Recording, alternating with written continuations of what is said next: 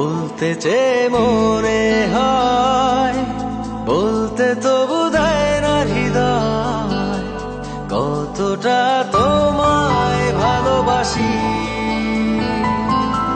চলতে গিয়ে মনে হয় দূরত্ব কিছু নয়, তোমারই কাছেই ফিরে আসি।